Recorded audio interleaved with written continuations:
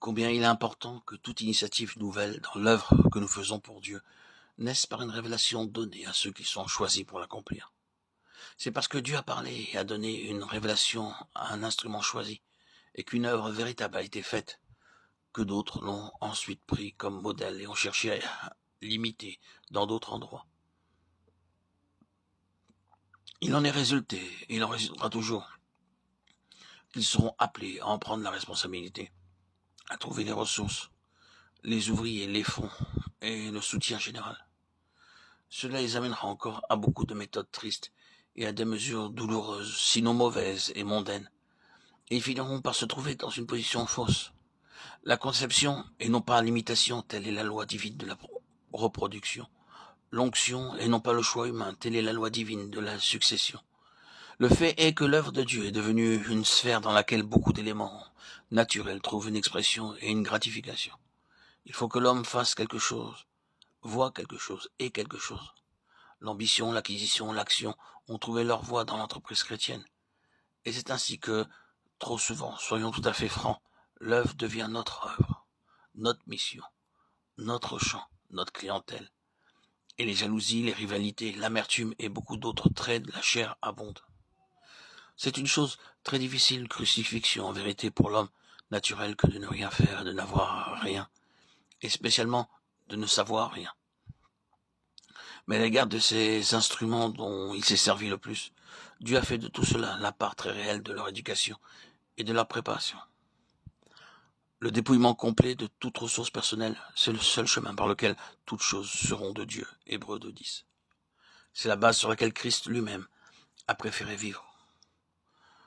Nous nous souvenons aussi de Moïse, je ne puis pas, Exode 4:10, de Jérémie, je suis un enfant, de Paul, afin de ne pas placer notre confiance en nous-mêmes, de Corinthiens 1:10.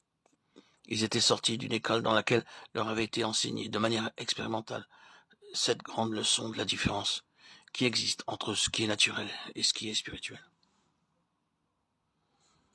Il nous faut comprendre que Dieu cherche à avoir des fils de son esprit. La vérité sous-entendue et qui ressort de ce que l'on a appelé la parabole de l'enfant prodigue, c'est la transition d'un état de fils, c'est-à-dire qui est sur la base de la loi, à un autre état, c'est-à-dire celui qui est sur la base de la grâce, de la chair à l'esprit. Il y a des fils de Dieu par la création sur la base de la loi. Dans ce sens, tous les hommes sont les enfants de Dieu. Et Paul a employé cette phrase de manière toute générale en s'adressant aux Athéniens. C'est en lui que nous avons la vie, le mouvement et l'être. Comme l'ont dit quelques-uns de vos poètes, nous sommes aussi de sa race. Étant donc de la race de Dieu, nous ne devons pas croire que la divinité soit semblable à l'or, à l'argent ou à la pierre sculptée par l'art et le génie de l'homme. Actes 17, 28, 29. Mais par la chute, par l'égarement ou la déviation de l'homme.